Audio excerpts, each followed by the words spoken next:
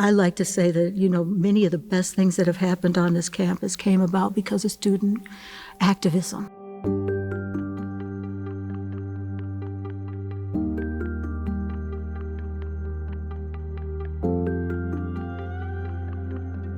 Back in 1986, when MLK became a national holiday, here at the university, students put on an event also recognizing the efforts of King. What that meant was that the energy that was happening across the nation also was being felt here, and they didn't want to feel isolated by themselves. Instead, they were seeing themselves as we're part of what's happening, and so we want to highlight that also as students here and bring awareness to the different issues that continue to happen at the university. And so 40 years ago, for this group of students to say, we want this and we want a day on and not a day off, is so significant to the history of the University of Michigan. This is a holiday and an event that students in the past fought for and thought enough of that they put their educational life on the line because there was a strike. Students actually occupied the administration building to get the university to look at sponsoring a MLK Day. They want to learn. They want the teach-ins. They want the study-ins. They don't want it to be a day off. They don't want it to be a let's go shopping. It just seemed like the perfect time for them to start this MLK Symposium. And I think that kind of, through that churning, I always feel like there's chaos before clarity. And so with that churning came this call to have this symposium. I heard the noise outside the School of Education, and I walked over at Southview, and there was a gathering of a huge diverse population of faculty, students, staff, and they did the march. Dr. King, sometimes he was marching at the front, sometimes he was at the back. I think a true leader is one who sees where the need is and steps into that role.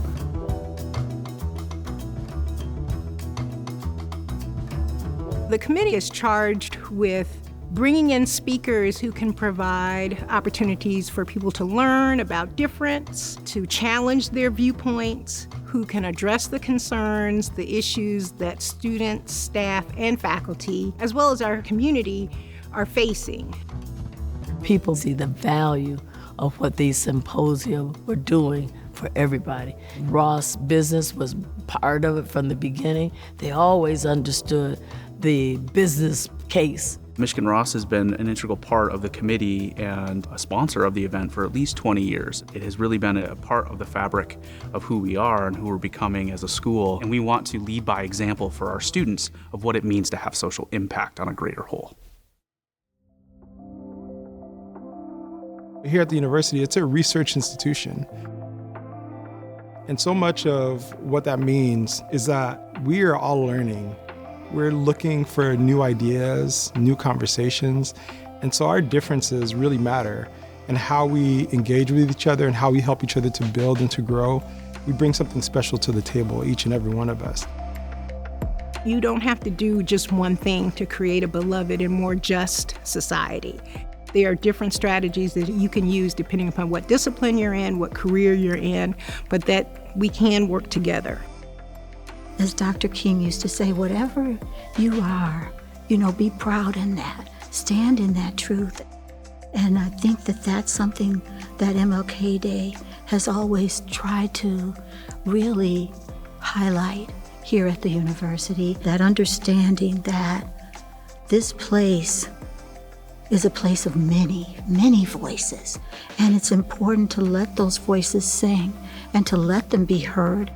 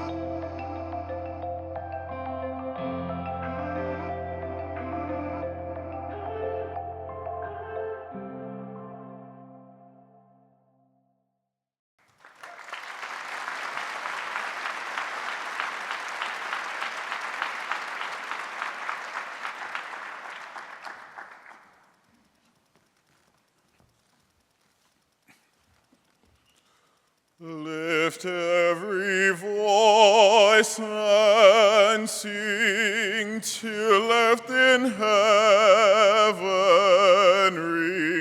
ring with the harmonies of liberty. Let our rejoicing rise high as the listening skies. Let it resound loud as the rolling seas. Sing a song full of the faith that the dark past has taught us. Sing a song full of the hope that the present has brought us.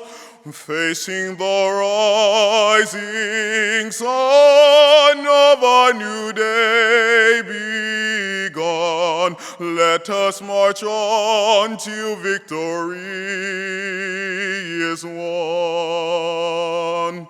Stony the road we trod, bitter the chastening rod, felt in the day when hope unborn has died.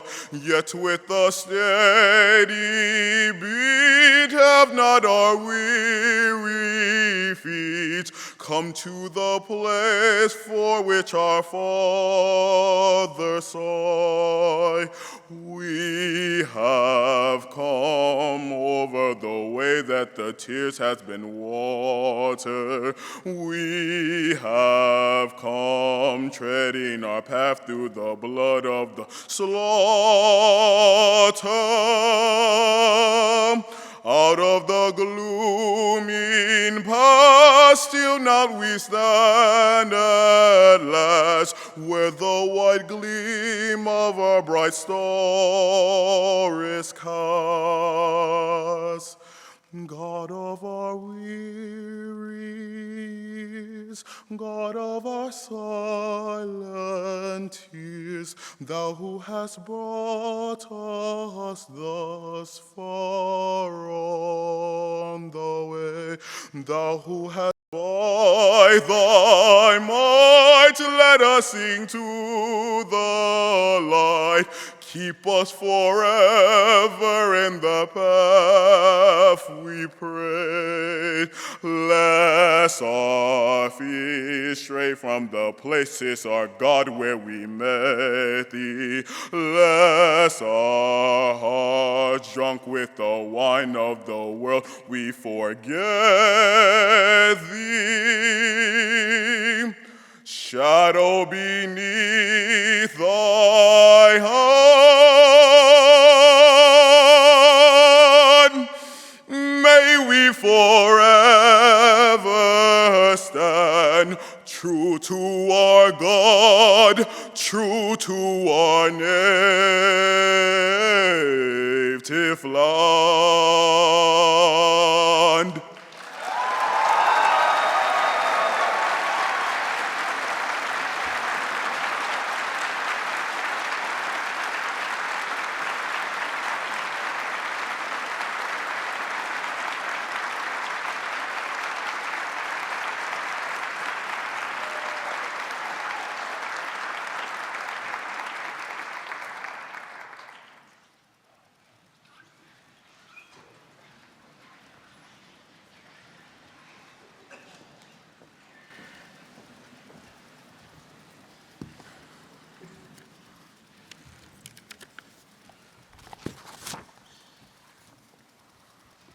Good morning, everyone. In the spirit of the Reverend Dr. Martin Luther King Jr., and to recognize the sacrifices of those who never had the opportunity to benefit from this institution, it is with gratitude that I read a land and labor acknowledgement. The University of Michigan is located on the territory of the Anishinaabe people. The Ann Arbor campus currently resides on land ceded through the Treaty of Detroit in 1807. Additionally, in 1817, the Ojibwe, Odawa, and Potawatomi nations made the largest single transfer to the University of Michigan, ceded through the Treaty of Fort Meigs, with the hope that their children could be educated. We acknowledge the sovereignty of tribal lands and the painful history of genocide, forced assimilation, and displacement of Native communities that facilitated the establishment of this university. We affirm contemporary and ancestral Anishinaabe ties to this land, the profound contributions of Native Americans to this institution, and the university's commitment to educate the children of Native ancestors. We further recognize that whether you are on campus in Ann Arbor or Ypsilanti, elsewhere in Michigan, or in the US, we are all living and learning on stolen indigenous territories, many of which were toiled over by Black enslaved peoples.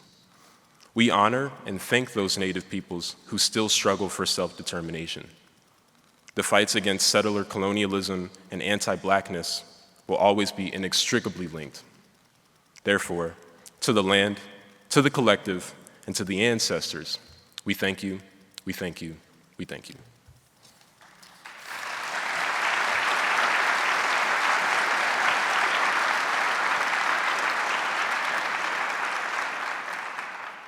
At this time, please join me in welcoming Dr. Domenico Grasso, Interim President for the University of Michigan.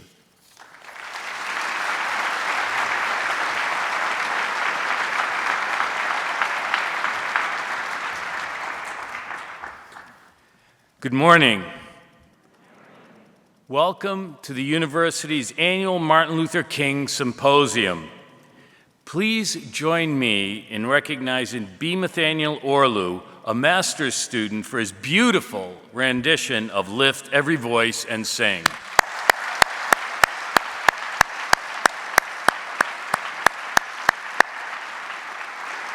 And let's also thank Aaron Robinson, a senior aerospace engineering major, for reading the university's land and labor acknowledgement.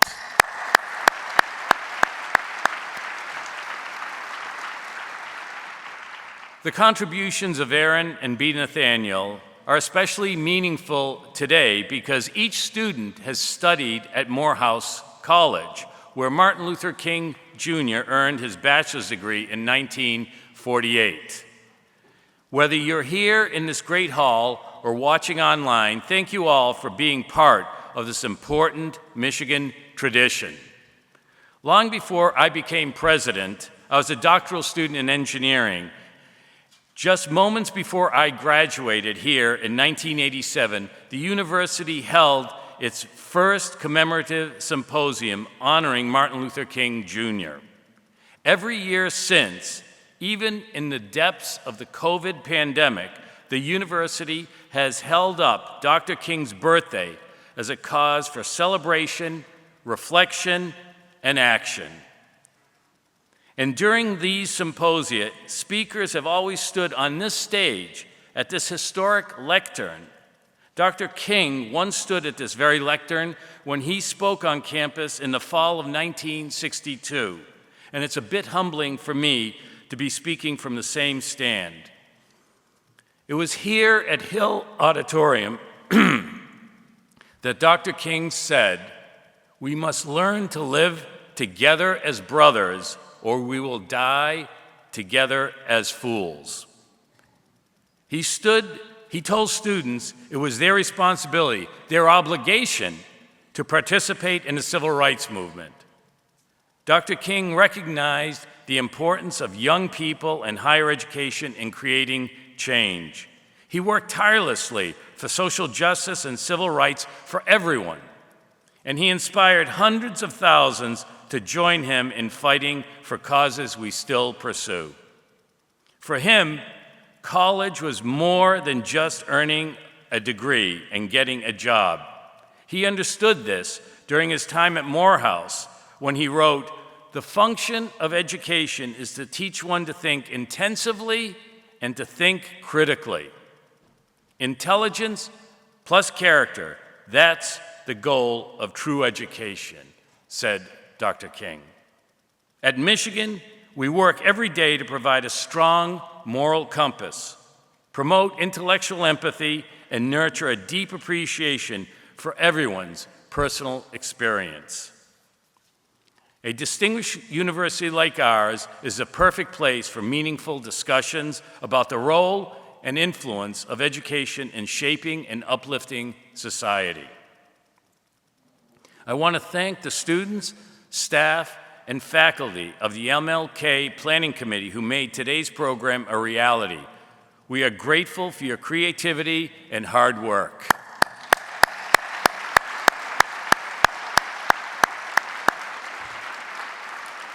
Thank you all for attending today and for your commitment to serving the public good through knowledge, research, and service. It is now my great pleasure to introduce Dr. Lori McCauley, our Provost and Executive Vice President for Academic Affairs.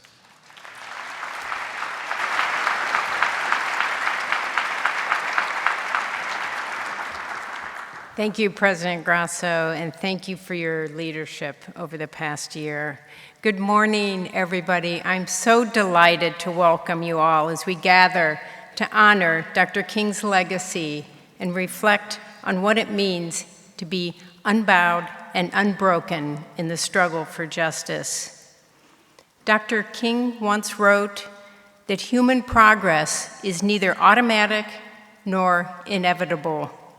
Every step towards justice, he said, requires sacrifice, suffering, and struggle, the tireless exertions and passionate concern of dedicated individuals. Those words have stayed with me because they refuse us the comfort of inevitability. Progress does not simply arrive. It must be built day by day by people willing to do the work. This year's theme asks something difficult of us. To be unbowed is to refuse becoming smaller. It is to insist on your own dignity and the dignity of others, even when that insistence comes at a cost. To be unbroken is to keep going, to find reserves of strength in community and history when your own feel depleted. Neither quality is sufficient on its own if progress and justice are to be realized. The struggle for justice has always required both the courage to resist and the stamina to persist.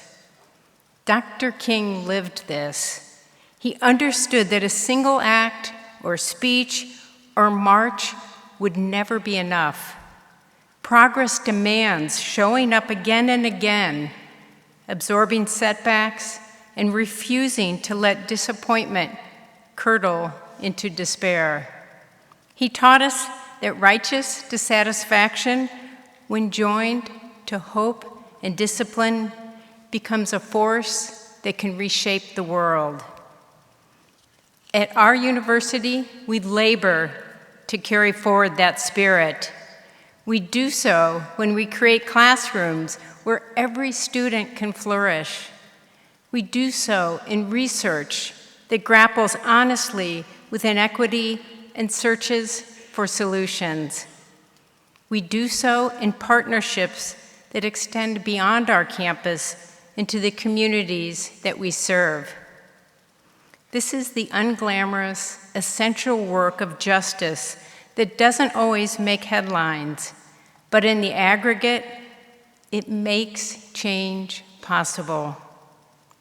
So we do not settle. As the freedom songs of the civil rights movement remind us, we keep walking, keep talking, keep moving forward together. I'm humbled to share this day with all of you in the spirit of reflection, but also in the spirit of action.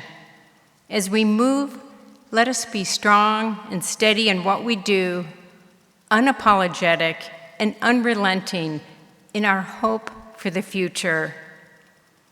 Let us move forward as a community, unbowed and unbroken.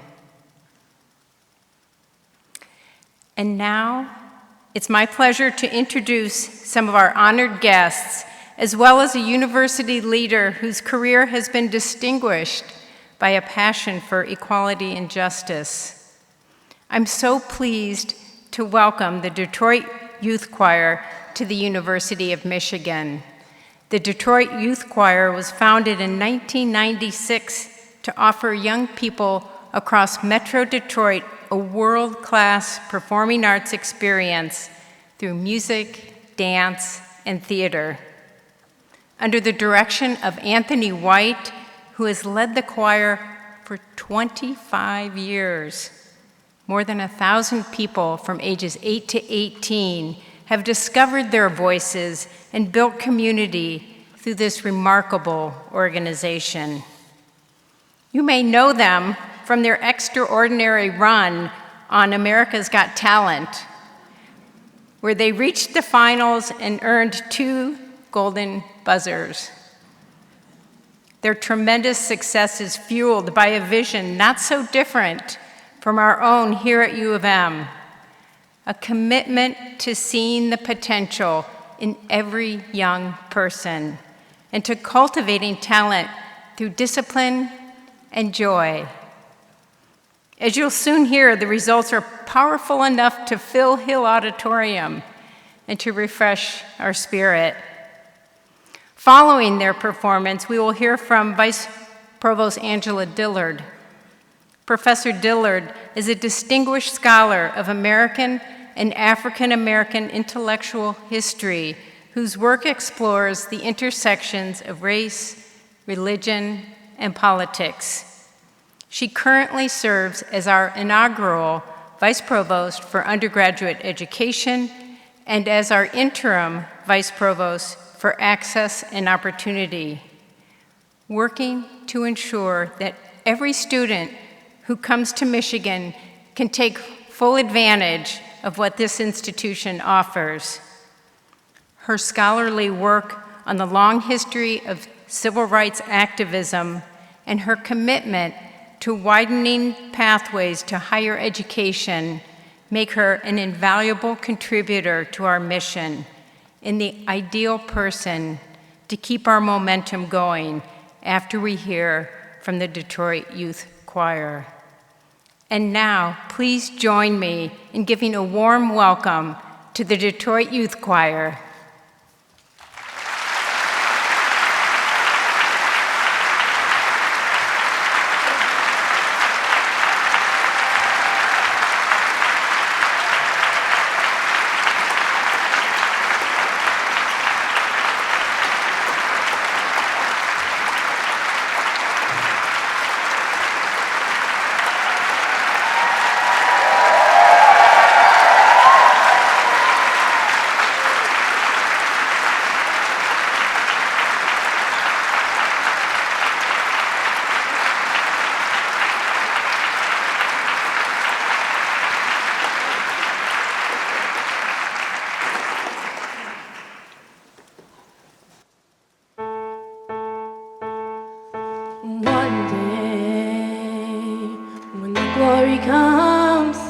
We'll be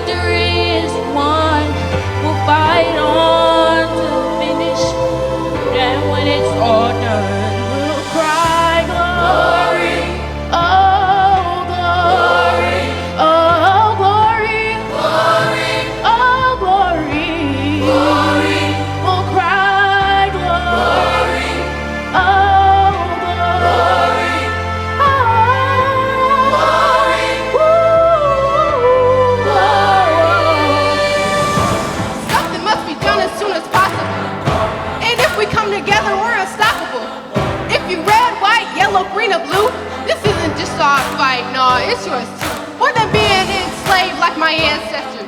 It's time that we expose this country's transgressions. We're the future, not the past. It's time to steal the present. Unity is what we're wishing for as the president will do a Zoom call. Protest, rallies, and more. Think we are in damage, yet we can beat them the score. The year is 2026. Let us make that clear. This is the last generation they mess with fear. And when we get old, the stories will be on repeat. Fighting for our rights and that's what Connie keeps 6 feet with my hand and yours will get our justice and peace. It's up. It's time to come together on our own streets. One day, when the glory comes, it'll be ours. It'll be ours. Ooh, one day, when the war is won, we'll be strong. We'll be strong.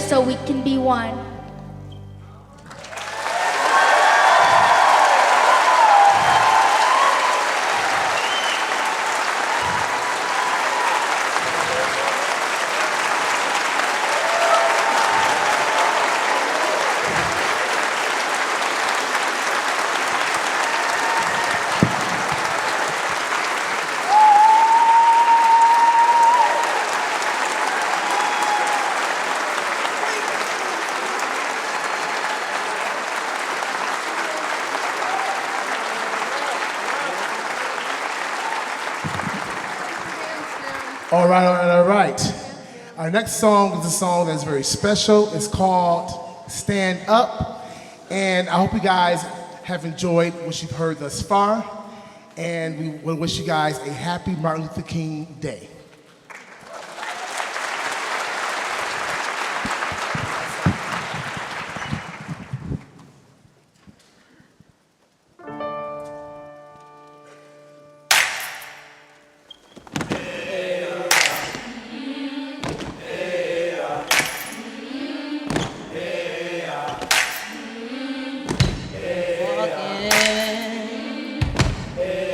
My face turned to the sun. The weight on my shoulders, a bullet in my gun. See, I got eyes in the back of my head, just in case I have to run.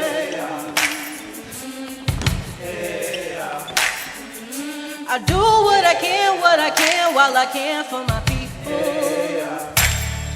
As the clouds roll back and the stars fill the night, that's when I'm gonna stand up, take my people with me. Together we are going to a brand new home, far across the river. Do you hear freedom calling, calling me to answer? Gonna keep on keeping on. I can feel it in my bones.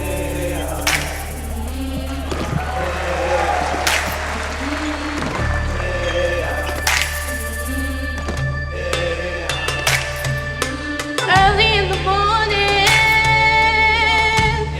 before the sun begins to shine, I'm gonna start moving towards that separating line. I'm quitting too many words. You know I got a made up mind.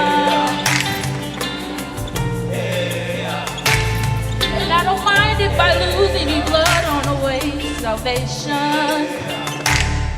And I'll fight with the strength that I got until I die. Stand up, take my people with me. Together we are going to a brand new home. Far across the river, can you hear freedom calling?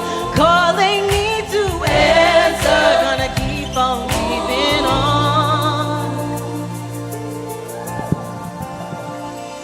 And I know what's around the bend might be hard to face once I'm alone. And I just might fail, but Lord knows I tried. Sure as stars reach the sky. Stand up, take my people with me. Together we are going to a brand new home. Far across the river, do you hear freedom calling? Calling me to answer. Gonna keep on keeping on. I'm gonna stand up, take my people with me. Together we are going to a brand new home. Far across the river, do you hear freedom calling? Calling me to answer. Gonna keep on keeping on. I'm gonna stand up, take my people with me. Together we are going to a brand new home. Far across the river, do you hear freedom calling? Calling me to answer. Gonna keep on keeping on. I can feel it in my bones.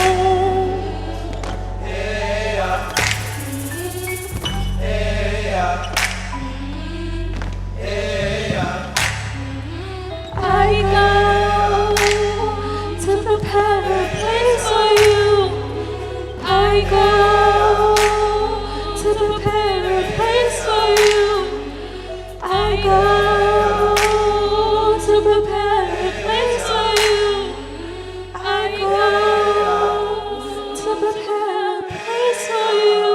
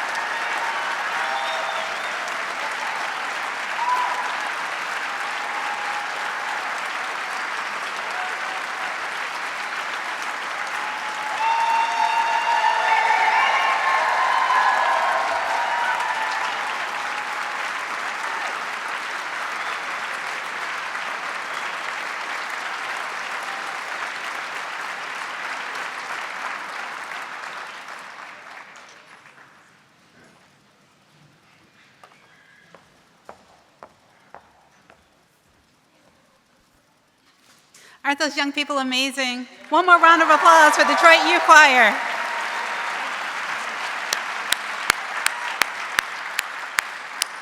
Thank you for sharing your talent with us this morning. As Provost Macaulay noted in her introduction, I'm Angela Dillard and have the privilege of serving as Interim Vice Provost for Access and Opportunity, or A&O for short. I want to take a moment to acknowledge the hard work of the A&O community and their dedication to our collective mission in this era of change and transition. A&O is both a hub of expertise and a network of impact. It unites 3 core units: the Center for Educational Outreach, the Office of Academic Multicultural Initiatives, and Wolverine Pathways, as well as a set of cross-campus initiatives and partnerships that strengthen belonging, inclusivity, and student success across the university. Our work is driven by the belief that talent is everywhere, opportunity is not. I want you to know that we are here to serve, we are active, we are engaged, and we appreciate your support. Thank you.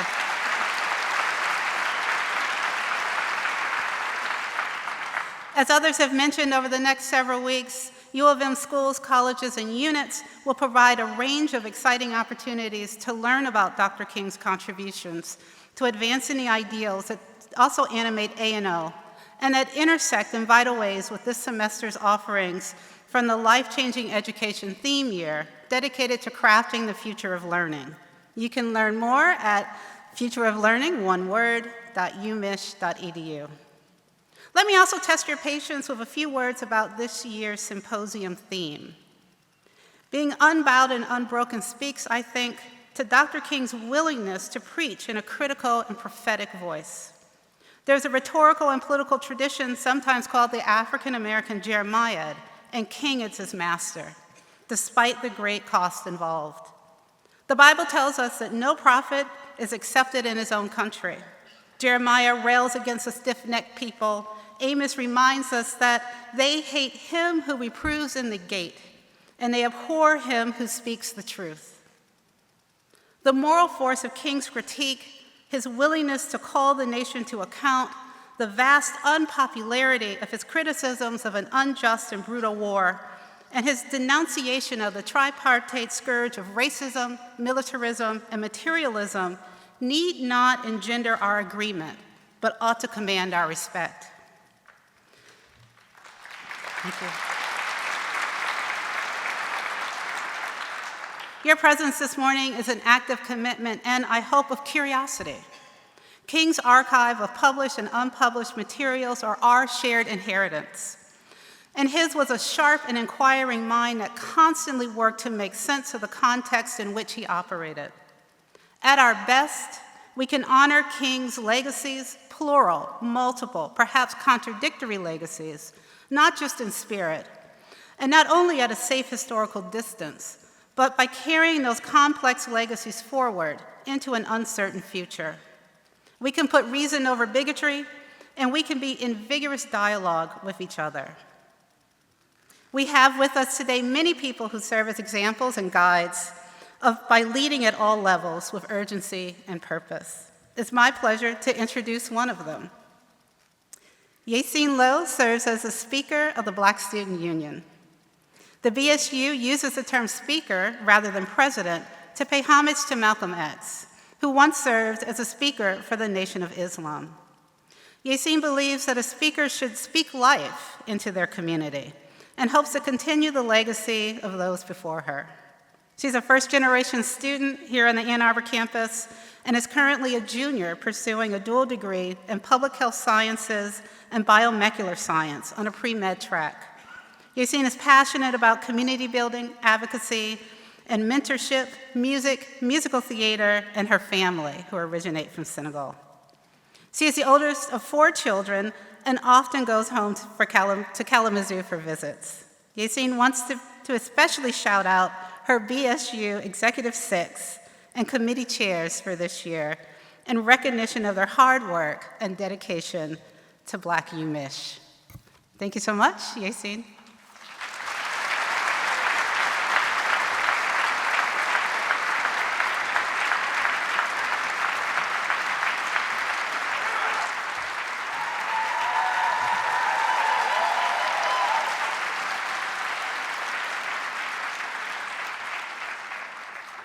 Thank you, Dr. Dillard.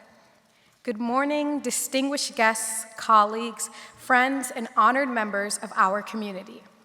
Whether you're joining us here in person or virtually, welcome to what promises to be an inspiring and timely gathering exploring the path towards justice, equity, and social transformation. As Dr. Dillard said, my name is Yacine Lowe, and I am a junior double majoring in biomolecular science and public health sciences. I serve as the speaker for the Black Student Union, one of my greatest joys here at the University of Michigan. I stand here before you to honor the legacy of the symposium that was brought about by the Black Action Movement 3 40 years ago, pioneered by the students of the BSU.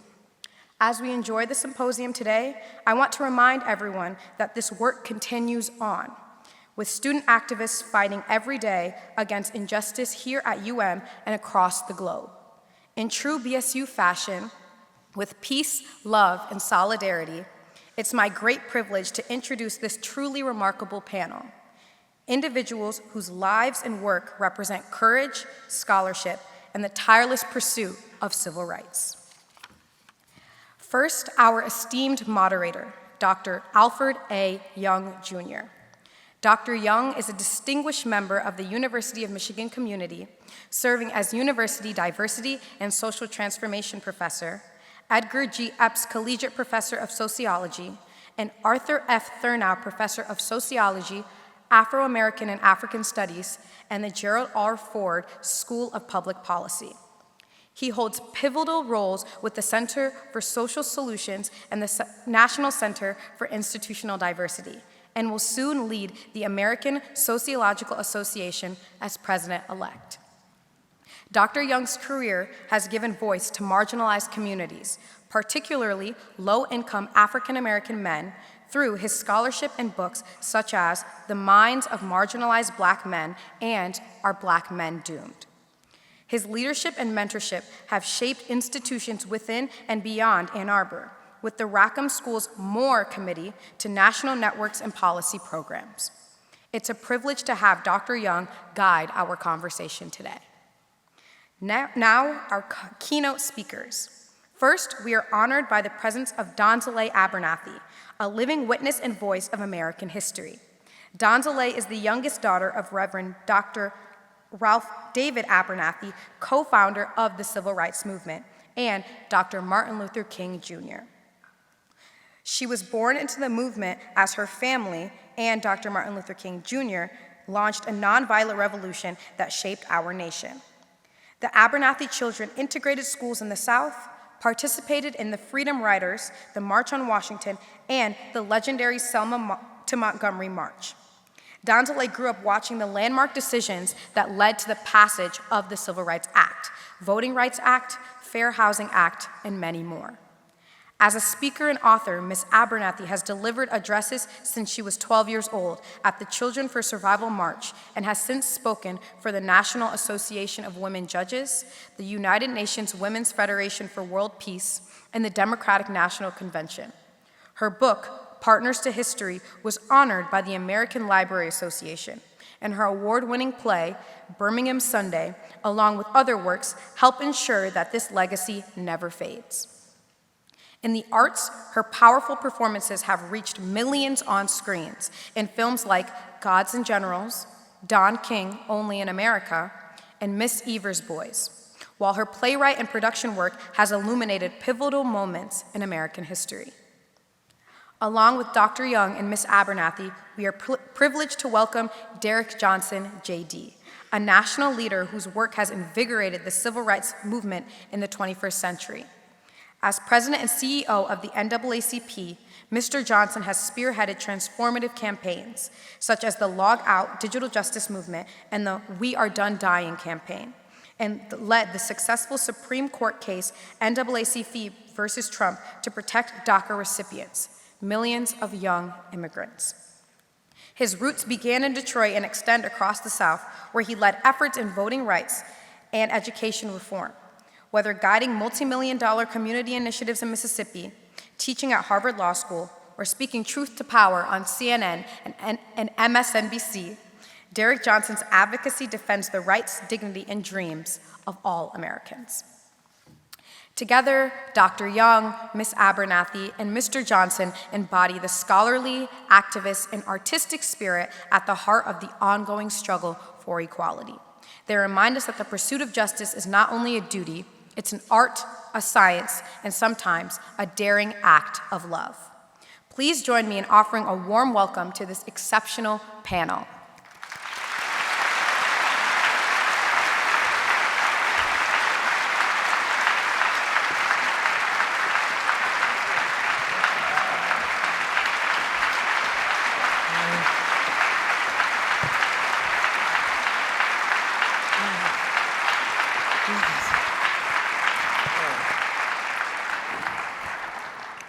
Let me first of all offer my good morning and my pleasure to be in this space with you, to be with these distinguished guests. And let's get right to it. There's so many important things to talk about this morning. I'd like to begin by saying Dr. King spoke of a bewildering wilderness before reaching the promised land. As we gather in 2026, how would each of you describe where we are in that wilderness today and what feels most familiar or different from past struggles? Ms. Abernathy, please. Well, first I want to say thank you all so much for being here. It's an honor to be here, and thank you, President Grasso. We're at a bit of a crossroads in America, unfortunately, today. However, you all are the youth, and you have the ability to shape and create the world in which you want to live in. None of us seated here will go into tomorrow that you all are going into. So you have the ability to change it. The dividing line is education. I am the great-granddaughter of slaves. I know the suffering of the civil rights movement. When my mother was pregnant with me, our home was bombed. My father's church was bombed, Bell Street Church, Mount Olive Church, and the home of Reverend Robert Gratz. I say all this to say that those were dark days. So we've got a few kinks in the road right now. There are people that are perpetuating fear, anger, animosity towards those who don't look like them. But we have to understand that there's a higher force in the universe that created all of us. We are all equally beautiful. We need to extend that olive branch to those who are different from us. Sit beside them, help them, and love them, because love is the greatest force in the universe, and we cannot buy into hate.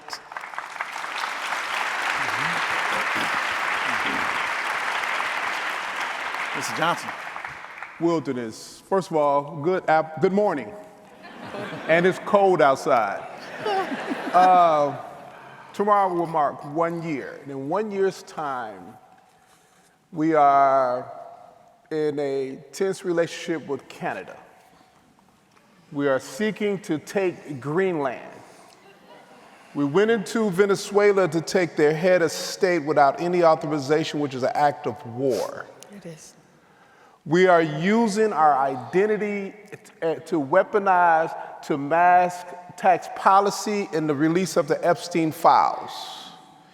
We have activated National Guards in Los Angeles, in Chicago. We have ICE agents with masks on in Minneapolis just to distort and distract all of us from what's really taking place. This isn't about race. This now is about our democracy.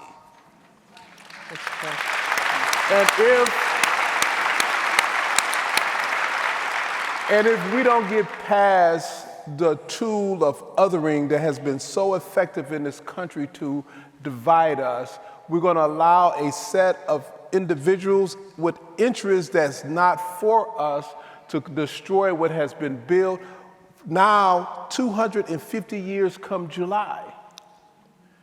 And so if this is not a wilderness that we're in this country, I don't know what a wilderness is.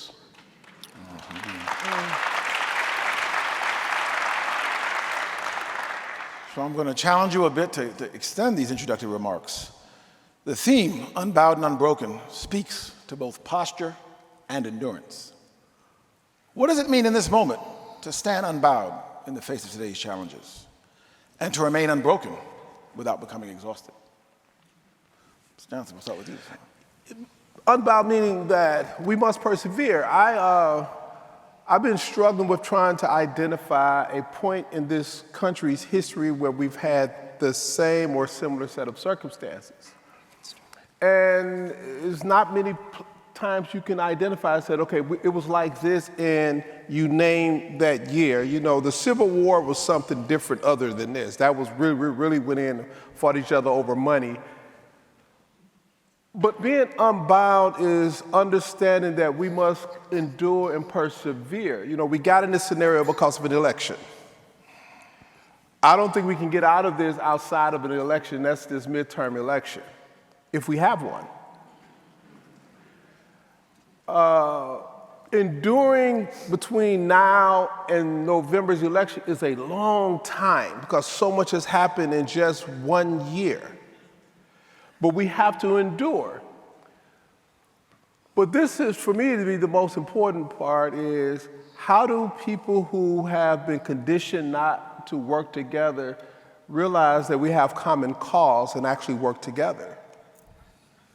That the tools of distraction we have to lessen. We have young people and old people consuming information on platforms that's unregulated. More people consume their information on social media platforms than broadcast and cable news combined. There are no guardrails there. You and I can sit next to each other looking at the same picture and be getting a different message based on the platform we consume our information from. And how do we lessen the distraction of the noise so we can realize what's really happening in this country? Growing up in Detroit, going to Western High School, during my period of time, the most popular club there was called the Ethnic Club. And Dr. Wawinski was really skillful. He wasn't a doctor. Mr. Wawinski was really skillful because Western was such a diverse school, the most diverse in the state, and I think it's still that way today. And he began to get us to understand the only difference between ethnic backgrounds and racial backgrounds and gender identity is our uniqueness. And our uniqueness is our genius. And if we bring our genius together, we get something even more creative. But if we allow our uniqueness to divide us, we can never meet the full potential of who we are. And I think we have to endure to get to that full potential by bringing all of our uniqueness, our diversity together to be stronger.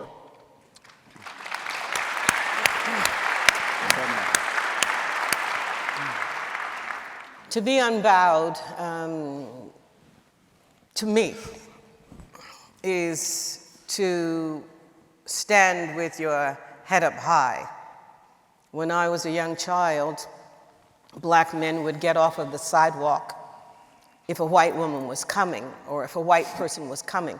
And so what you need to understand is, so I was born in 1957 in the midst of segregation in the South, in Montgomery, Alabama, where things were a lot worse than what you all had here in Michigan.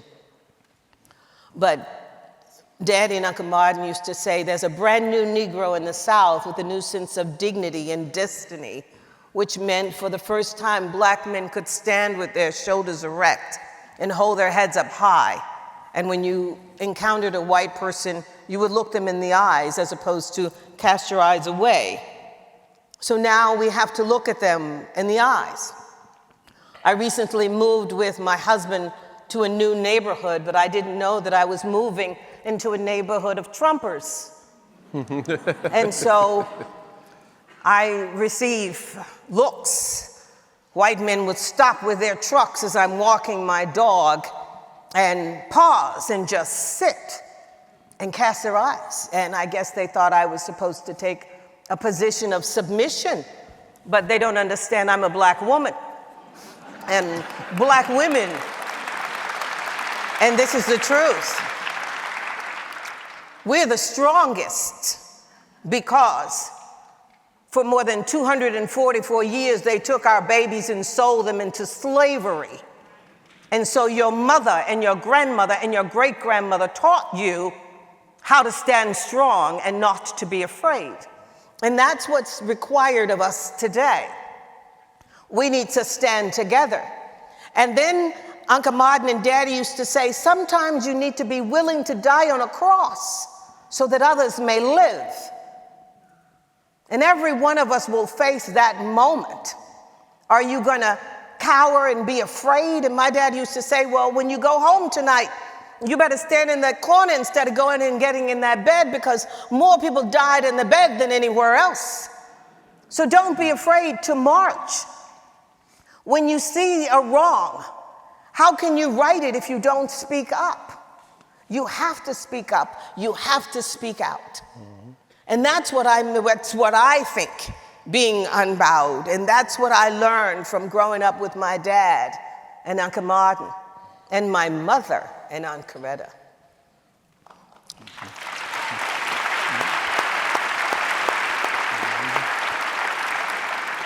Now, Mr. Johnson, leading the NAACP, in a politically polarized era.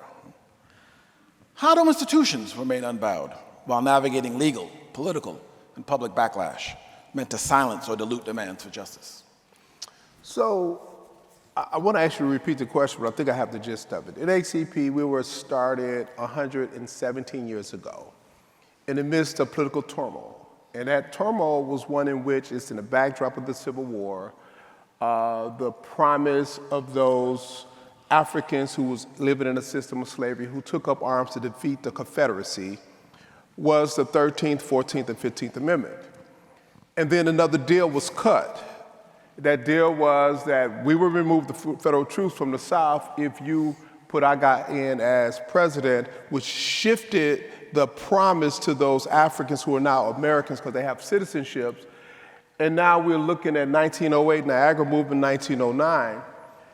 And then there was a riot in Springfield, Illinois.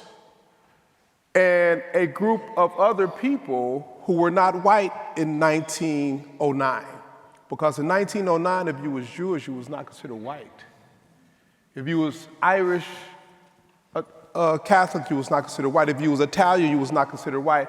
The only individuals in the country at that time that was considered white was Anglo-Saxon Protestants. So perhaps the majority of the audience who we identify today as white would not have been considered white in 1909. And so when those groups of non-whites got together to form a coalition to create what we now know as NAACP, it was around advocacy to impact the formation of public policy. That was our work in 1909. That's still our work today. How do we inform and impact the formation of public policy so we all can have a better quality of life, where equal protection under law is afforded to every citizen regardless of one background? To ensure that corporate behavior is one that adds value to our communities and not abstract from our community and not demean the quality of our life. That's the work of the NAACP now. That was the work in 1909, and I hope that continues to be the work of this association. And might either of you add, as we think about social institutions like the University of Michigan, what do you advise that we do to help carry forth from the present moment? For me, on the prep call, I'll say, like, is there anything out of bounds I shouldn't say while I'm here? Because we have an administration that really would like to suffocate academia. They want to control it and not allow it to be the engine that drives this country. They want schools like University of Michigan to conform to a standard that's not true to history and actually would prevent this institution from recruiting some of the most intelligent individuals from around the globe, because they want to create a 1950s America. And there is no way we can go back to a 1950s America because we're in a global economy and transportation allow us to move. So I hope the University of Michigan, with all the resources that you have, don't walk away from your commitments and what you know to be the reality around where institutions like this need to be. There is so much.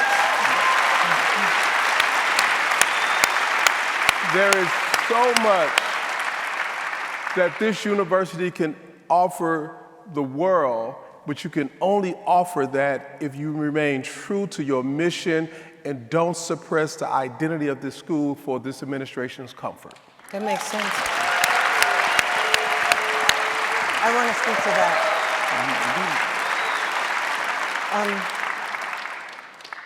As a founder of a school in Los Angeles, it is important that you stand your ground. There are presidents at certain universities who have compromised themselves, and we are disappointed by that.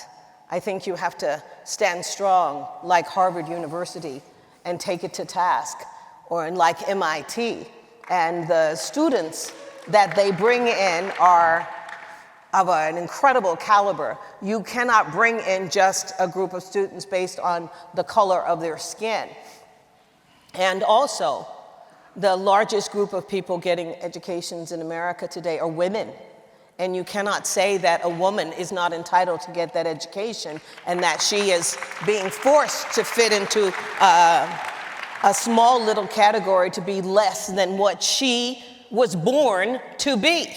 And you all are very important. I will say this, I wrote this book, and they mentioned it a few minutes ago. And I was nominated by the American Library Association out of Flint, Michigan, as one of the best books for young adults. I didn't get the win because they said I needed to simplify my book. And I said, no, raise the level of intelligence of young adults. But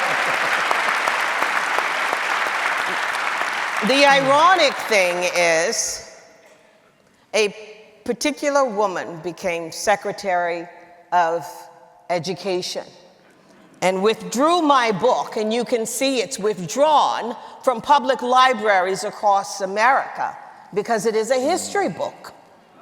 And we cannot allow someone or anyone to dumb down America. Because you are an educational institution, you have a responsibility to educate. And that's the only thing you can do. And by educating the masses, you raise the level of intelligence of the masses. And that is the most important thing you possibly can do. And then they need to be given choice, the students, of what they're going to learn. And they need to be inspired to think.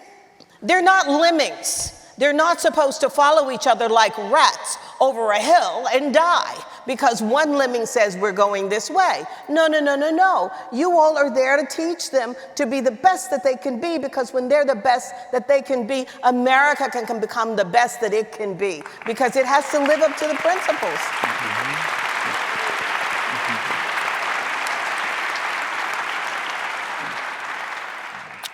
So let me ask you both, starting with Mr. Johnson.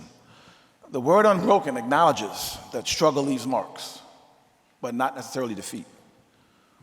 What sustains movements through long periods when progress feels stalled or reversed? What sustains movements are people. So egocentric leadership fails us every time, particularly in the African American movement tradition. Anytime we vest the movement into an individual, that's the failure from the start, because what happens when that individual is no longer there? And I tell people the most effective civil rights leader, in my opinion, was A. Philip Randolph. Because you can measure A. Philip Randolph's impact over decades, not one event, not 1 year, not one episode.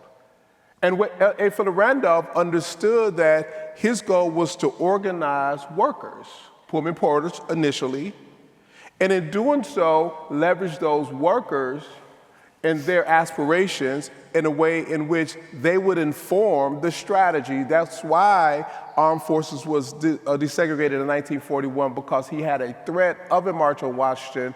He had people behind him. People sustain movements. Lived experience sustain movements. You can't parachute into a community and all of a sudden you have the solution for the community, because the expert of that community who's going through the thing are those who live the reality. People sustain movements because community-centric leadership creates the opportunity for us to see a Rosa Parks, a September Clark. People-centric leadership also allow us to appreciate the outcomes, because if you go through the struggle and you're victorious, you can actually taste the reality of your victory, but you know it's not over, because freedom is ongoing struggle. So people sustain movements, and we must invest in people so they can be a part of the liberation. So that's great.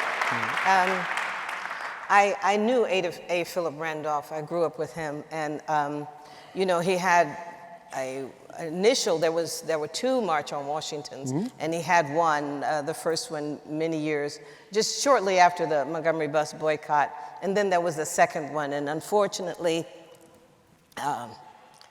they give credit to Bayard Rustin for the work of A. Philip Randolph, and that's because history is not being taught, because people are not aware. And unfortunately, they think that Bayard Rustin, who was the administrator, who did all of the heavy lifting, because Asa Philip Randolph was an older man and a brilliant man, absolutely, and I agree with you. The civil rights movement worked because we had the Southern Christian Leadership Conference, and Uncle Martin led that. Then we had SNCC, we had NAACP, we had the Urban League, we had the Congress of Racial Equality, and they all came together. There were people. But then, after Uncle Martin died, things seemed to disseminate. But it was necessary for us to keep going, and that's when faith comes in. And that's faith when you know that you're doing God's will. And at that point, my dad didn't have anybody but the Lord. He said, I wish that I had been a Ralph Abernathy for me. There was no Ralph Abernathy for me. All he had was God. And he kept going, and he brought everybody together for the Poor People's Campaign. And out of it, we got a free meal program. We got food stamps. Affirmative action was shortly thereafter passed, which enabled all of us to go to colleges and universities. And then other legislation happened. And it was faith. And that's the other thing. Sometimes James Meredith, a young man down in Mississippi, just started walking all by himself because he was being denied admission to the University of Mississippi, Ole Miss. And he walked, and they shot him. And when they shot him down, the rest of us came and joined, and we continued that walk for him. But he started out on faith by himself. And sometimes you might have to walk that path alone.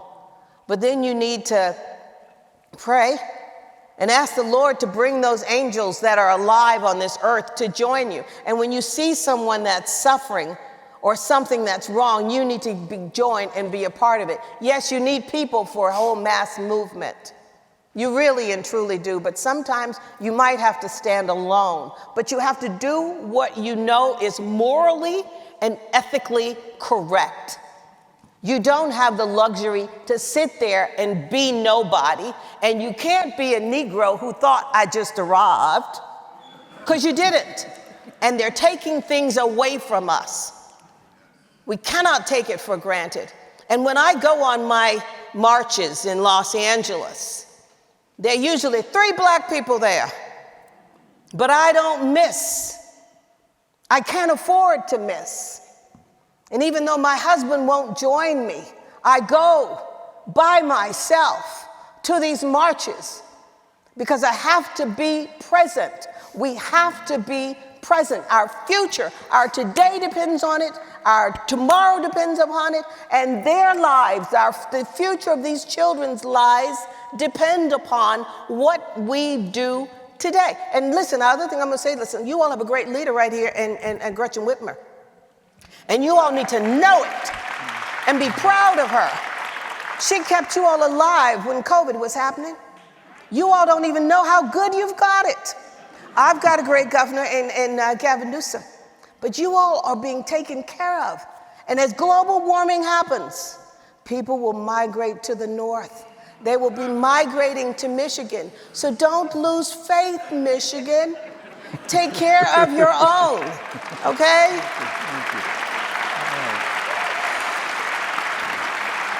So you've acknowledged our young people, and I'm going to ask you to speak directly to our young people, our students, whether they're Michigan students or even younger, and ask them to think about how we teach endurance without normalizing suffering. And I ask you that because often, as young people think about the legacy of the civil rights movement, it's hard to make sense of a sense of fatigue today before the journey has begun. So what might you offer to our young people to help them think about how to commit to endurance without normalizing suffering? Yeah, so for me, well, let me start here. We all have different journeys.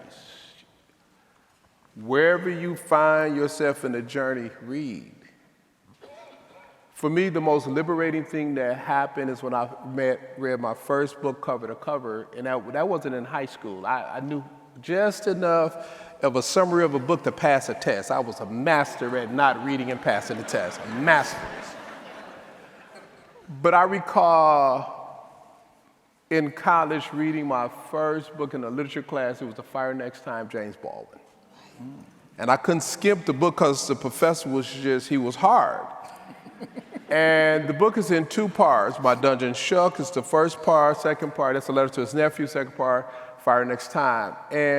And I was immersed in the book because he was talking about in part two, growing up in Harlem and being in the church or the streets and the struggle there. And me growing up where I grew up in Detroit, that was the reality. People had to make choices when you at a certain age of where you was going to land.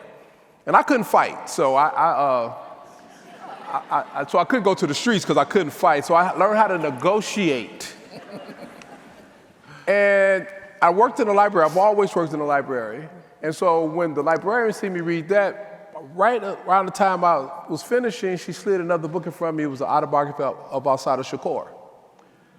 And I went from there to another book, and I realized that our movement isn't based in suffering, it's based in victory.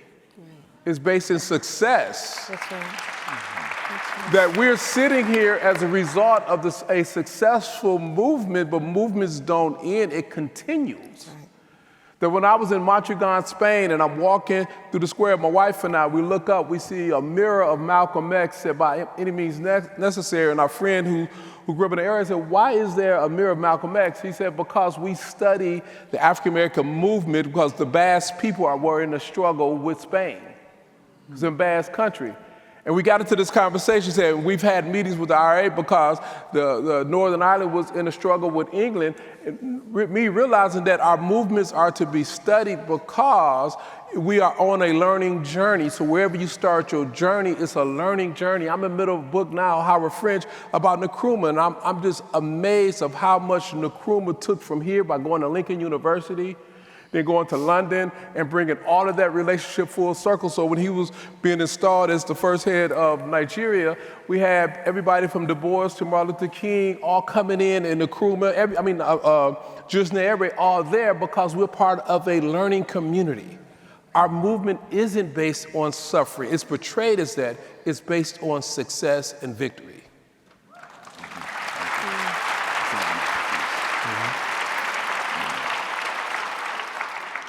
Well, what I know of suffering came from my elders who were, who grew up, from slavery. And that was suffering. It was brutal, brutal suffering.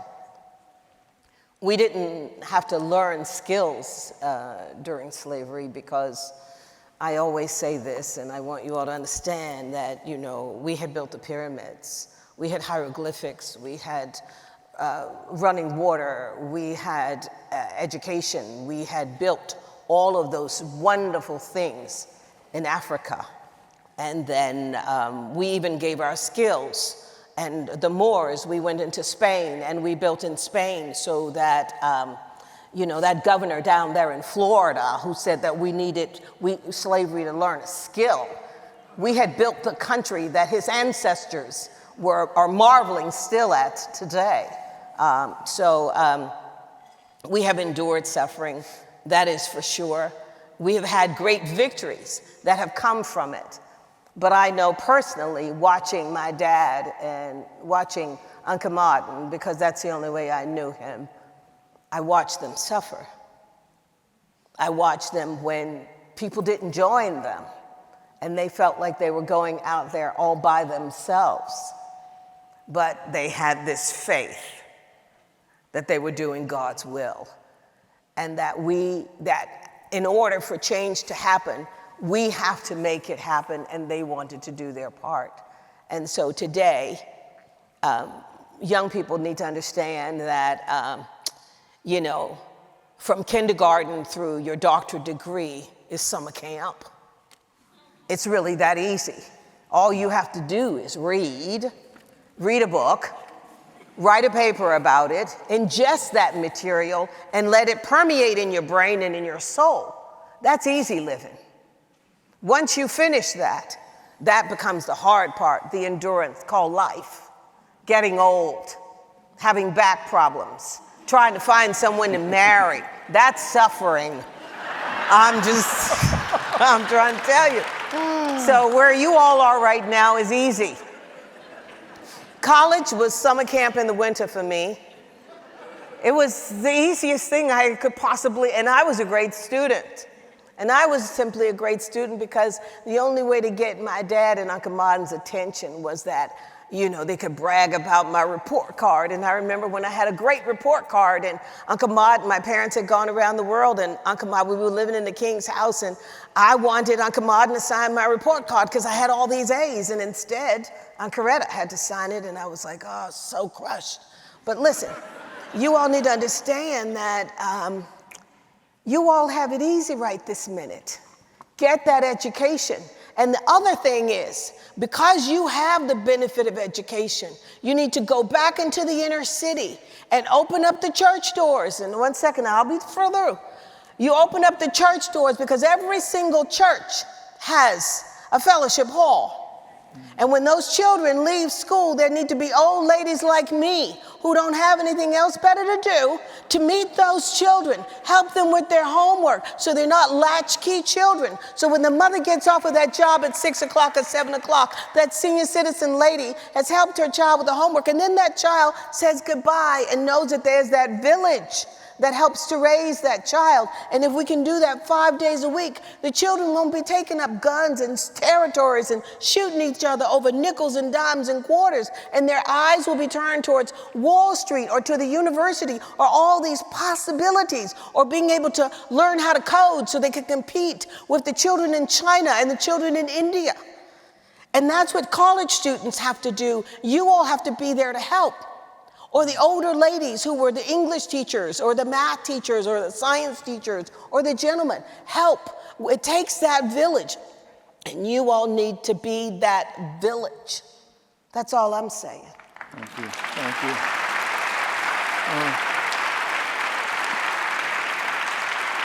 We have so much more we could talk about, and unfortunately, no more time. You have given us inspiration. You've given us strategies. And I'm grateful to be in your space to hear both inspiration and strategies. Please join me, ladies and gentlemen. Thank you. Our guests. Thank you. Thank you. Thank you. And please take from them the work that we need to do. They've helped us understand what to do. Please take from them the work to do. Thank you. Thank you. Thank you. As we bring this important discussion to a close, I'm pleased to introduce our closing performance, featuring Mama Soul. Indeed, worthy of applause. Mama Soul was the voice of 2021's Detroit Pistons' We Hustle Different campaign.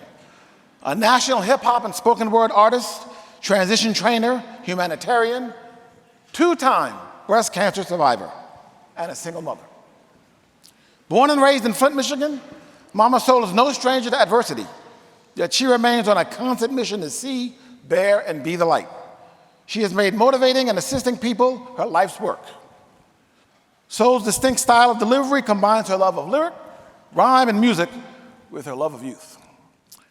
She's electrified audiences, urging them to see beyond these circumstances, to choose solutions over excuses. Countering the negativity often associated with hip-hop, Soul uses her extraordinary gifts and passion for words to encourage others towards self-love, uplifting perspectives, and greater purpose. Please join me in welcoming Mama Soul.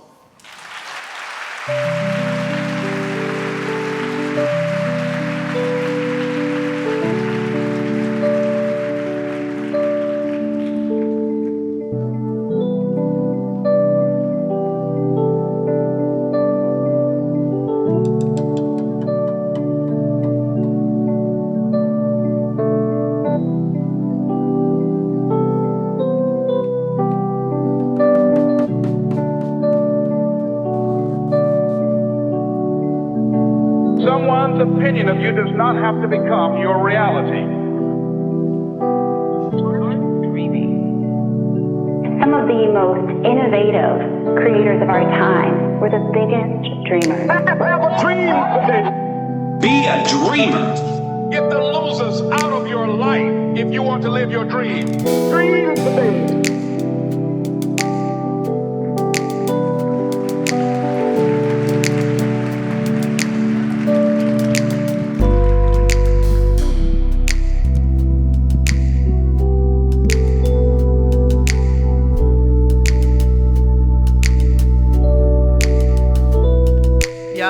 Imagine if we all could travel in time, take a tragedy and make it sublime, mold your moments into perfect design, and rewind and define yourself to fit what they had in mind. Begin again and turn your losses to wins. Erase and retrace it this time with a pen. Make it picture perfect, go ahead and pose and pretend. You never lied, you never cheated or sinned. Not a regret, not a test that you ever failed. Spared of embarrassment, not a secret to tell. Cause everything that you do's on the up and up. Never been weak, you always been tough enough. You never felt the agony of defeat or the need to compete to prove that you were someone unique. No one to please, nothing to strive to achieve. If this was so, then what's the purpose of dreams? So dream on, dreamers. Y'all, ain't nobody perfect, so dream on. Hey, y'all go. Yeah. Dream on, dreamers. Ain't nobody perfect, so dream on. Look, this life is meant to be bitter and sweet. Experience allows a teacher to teach.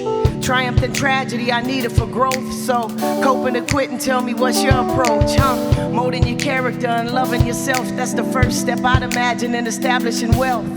Seeking your purpose and your meaning for breathing, that's an even better reason to retrain the way that you're thinking. So cut the noose and feed your soul the truth. Making a better you makes a new leader for the youth. Speak what you seek to what you seek, you see. At that point, everything you said is prophecy. There's opportunity in every mistake. Love is the beauty and balance you have in hate. Ignore the pressure of what other people say. Cause in the end, only you can get in your way. Dream on, dreamer. Cause ain't nobody perfect, so dream on.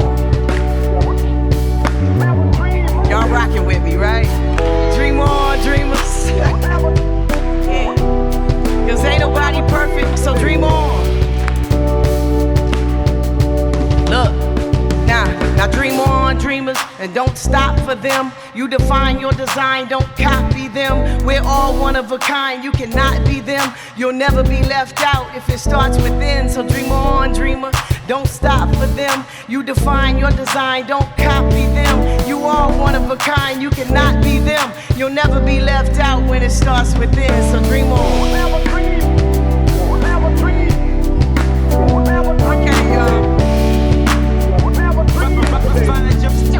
How y'all feel? Y'all alright? Huh? Yeah. Clap for yourself one time just for showing up, huh?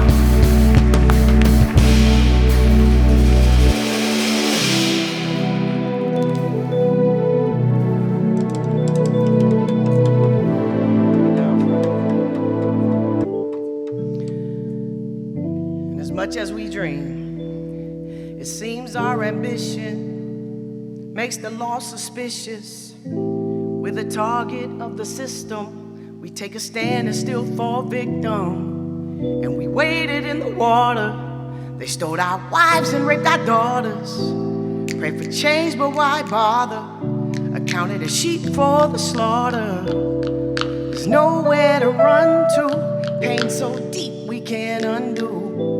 We've been asleep for a while now, but it is our time to come to. Got the power to pull through, cause God made us indestructible. Got the power of the pull through, cause God made us. Y'all, it's time to acknowledge the power of our people, despite the agendas to devour our people. It ain't no sport that's more important than our people. See, it started with them stealing and them importing our people. Kaepernick was kneeling cause police been putting steel inside our people, make a killing off the killing and exploiting of our people. And they've been poisoning our people. I'm from Flint, I won't forget about my people. I swear I be seeing God in my people. Blood of royal rulers flowing deep inside of my people. Removing bamboozling, cooning for my people. I'm panther with it, you hoovering, you fooling the people. Stop rapping if you're not a prophet for our people. You only here to try to make a profit off our people. You Willie Lynch and I'm shine about that action. Don't be pushing perks and pills and Michael Jackson and our people. Yeah, I'm peaceful, I'm enlightened, but I fight for my people. Bring balance to rap, like my art and split the pot with my people. Form a movement that's moving and bring improvement to our people. They exclude the most high history from school like we ain't equal. We ain't niggas and coons, we regal and royal. We're descendants of soil, where the diamonds and gold and precious minerals are plentiful. And so we came to finish what our ancestors didn't do. We came to finish what our ancestors didn't do, yeah. Y'all, I swear I'll be seeing God in my people. Blood of royal rulers flowing deep inside of my people. I swear I'll be seeing God in my people. Blood of royal rulers flowing deep inside of my people. Swear I'll be seeing God in my people. We came to finish what our ancestors didn't do. We do it. Sweet King Martin, sweet Queen Coretta, sweet Brother Malcolm, sweet Queen Betty, sweet Father Joseph, sweet Queen Mother, sweet Jesus. We made it in America.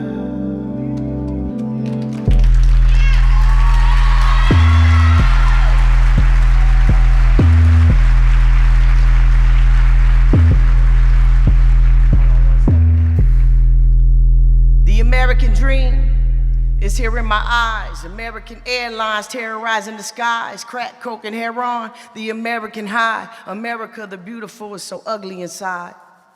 American soldiers die for American pride.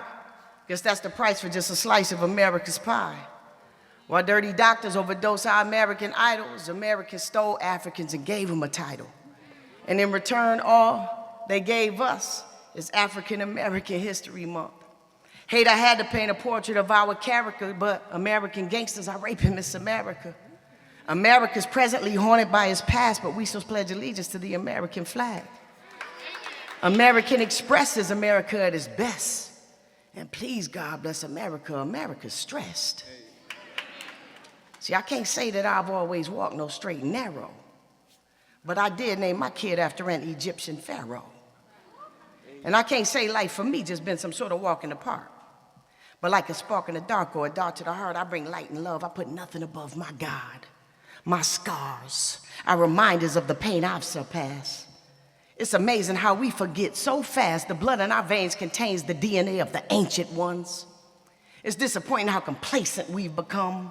I meditate with a rising sun. I burn sage and pray on the path of the panthers, prepared to pump lead in the pig dig. I'm very aware. We are at war more than ever before.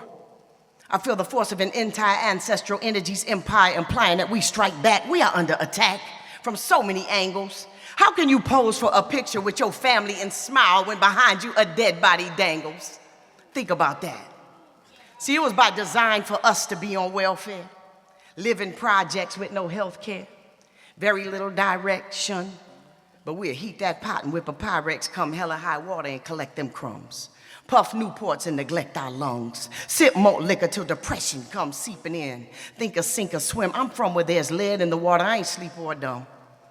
Rather Rick the ruler or Mansa Musa, our bloodline is royal when you can't fool her. Who are you to suppose we should sell our souls when society strokes egos and steps on toes of the great? And on a pedestal they put fakes, but assassinate Malcolm Martin and Fred Hampton. You don't see what's happening here, bruh? They label lames as famous. We do the same as the blind leading the blind, so an eye for an eye don't apply to the poor and the uninformed, gods and goddesses that were placed in bondage. Before we were slaves, our people were prophets. The first physicians, mathematicians, chemists. Really, right now, we're in a good position. See, when self-love is unconditional, that love is sufficient. Allow that love to lead you as you learn in this life, there's no limits. As you go align with your expansion, know that money is magnetic and that abundance is your birthright. Get up and go get it. But protect your morning from distractions. Don't go straight for that phone before you pray and meditate and you give thanks. What you own. Always remember your agenda for self before you use your energy to entertain someone else. Because wealth don't start with your wallet, it begins with your wisdom. You receive what you believe, make sure you move with conviction and speak like you expect to win. Don't make no exceptions when an interception's thrown. Just hold your head like Pat Mahomes, get in your zone. Don't let imposters sabotage and change your posture. You go prosper, put that smile of proud one on your mama.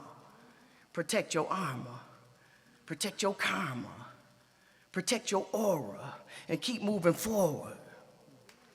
Huh? Because problems come and go, y'all focus on problem solving.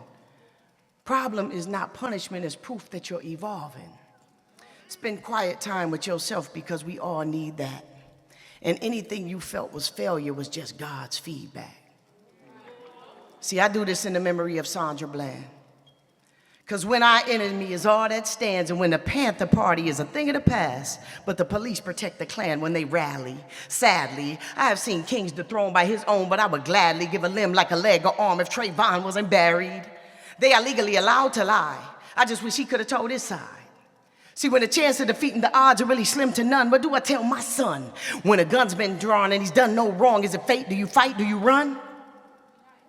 I ain't seen much change since days when the slaves worked fields in the sweltering sun.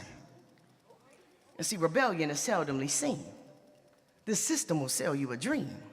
For the price of your soul, with a sight to behold, it is time we unite or we fold. Because they said the rain was in our forecast. That's cool though, that means that something's bound to grow. To me, simple is better than the complex. Don't say much, let's keep this on a need-to-know basis. Let's get back to the basics. When we hung out in the basement, play beats and our freestyle flow. Let's go out in the snow and make an angel, say a prayer, pretend our wings are real for real, because we are fly as heck. But no Jim Crow. Watch this blackbird fly and hover over the hood, gathering up my flock. Pissing on poor police and keep my feathers dry. Their arms are way too short to try to box with gods. I guess that's why they draw arms and point in our direction.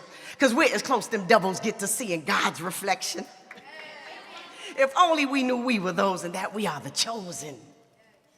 And now that rain is pouring down, but other things are rising. Remember, y'all, behind the cloud, the sun is always hiding, and patience been a pimp. And it can shape and mold you to a soldier or a sucker. Have you living off a loaf of peanut butter and some Smuckers when you shuck and you jive, and have you jammed up by a 9 to 5 that's sucking you dry. Zapping the superpowers you never identified. Got you pedal plucking for love, and we find it hard to decide. But when a side chick and thought are both the actual thing, it's hard to visualize the dream we learned from Doc King. And then our queens hit the club and they shake it all about. Like the hokey pokey really is what it's about. Got me striking the Malcolm pose, trigger finger on brow. How did they convince us to drink milk from a cow? And now we lactose intolerant, we battle and beef, but if we lactose, we bound to get shot down in these streets. It seems like we falling off a ledge. Raindrops keep falling on my head. Land of the walking dead, let's rise up and live instead. The rain has to fall forth in order for us to grow more abundantly. Let the rain pour.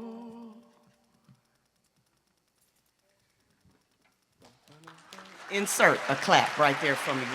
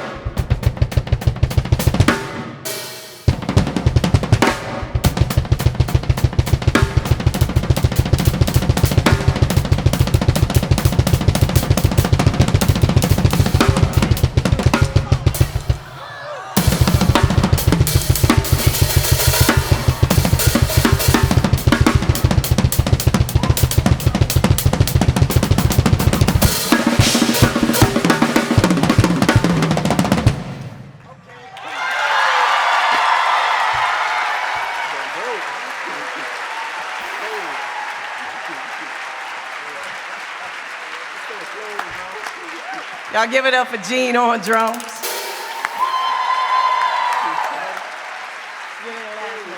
We got one more and we out of here. Again, my name is Mama Soul, and I thank you for having us. I really do. I really appreciate all of you. Let's go.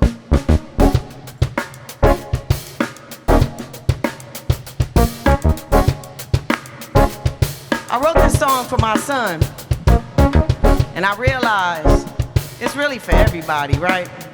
And I love it. So, here we go, y'all.